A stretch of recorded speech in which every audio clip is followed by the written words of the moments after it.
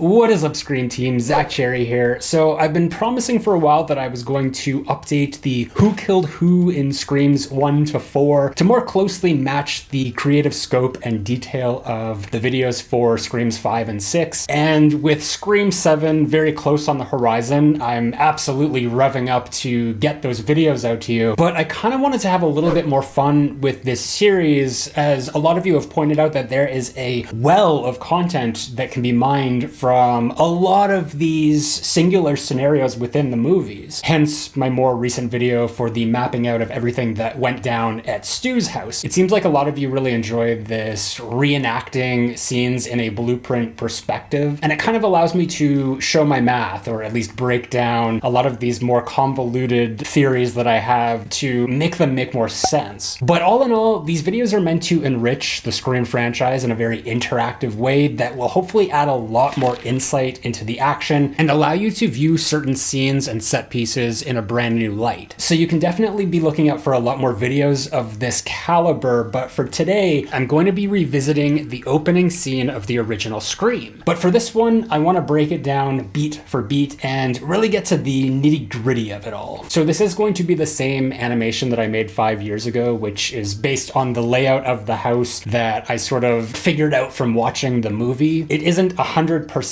accurate, as since then there's actually been blueprints that have been released courtesy of HelloSydney.com, where we can see that there's actually a attached garage at the front of the house here, which does not exist in my plan. It doesn't necessarily hurt the integrity of the video, as it's still completely plausible, but just know that whenever there are characters walking through this section, there is a garage there, so the walk around the house was probably a little bit longer. But for the most part, we can see that the inside is accurate. All of these rooms are here. We never go upstairs, so rooms up there are inconsequential, but the only difference is it seems that there's a pantry that's attached to the kitchen that then connects to this garage. Now, first and foremost, it needs to be stated that both Billy and Stu are here on location in this scene. I know that some people will say that Stu was not here because of Tatum's line at the water fountain the next day. Stu was with me last night, okay? Yeah, it was. But she's not saying that Stu was with her all night. She's just saying that he was with her last night, which Randy even chimes in and asks if that was before or after the murders, which is something that is never actually answered. So the most likely scenario here is that Stu was at Tatum's house before the murders, and then he left, met up with Billy, and came to Casey's house. It's also impossible for it to only have been one person doing this, just based on the physical labor that's involved with moving Steve's body and setting him up. I've even heard suggestions that it could be one person on a scene while the caller is actually at a remote location. But if you think about it, that doesn't really make sense either, because there are certain instances where the caller is commentating on things that are happening, like Casey having already turned on the lights and him telling her to turn on the lights again. I think the idea of the caller phoning from a remote location is definitely something that can be applied to Scream 5, as it makes a lot more sense within that movie, but here there's just way too much evidence that points at there being both of them on the scene. Also, I've heard some people conjecture that it is Billy working with Roman to kill Casey and Steve while Stu is off at Tatum's house. Let me just make one thing clear: this is not Roman. There is no possible way this can be Roman. Roman even says in Scream 3, I had no idea that they were going to make a film of their own. Roman had no complicity in anything going on here. His involvement was all things that took place the year prior in 1995, and I'm going to make a video about that in the future, so be on the lookout for it. Anyway, let's get into the animation here. Originally, I had this set up that Billy and Stu ambushed Steve as he was walking up to Casey's house and then pulled him over by the tree here. I'm gonna amend that. I don't think that that's, realistic or logistical here, mostly for the fact that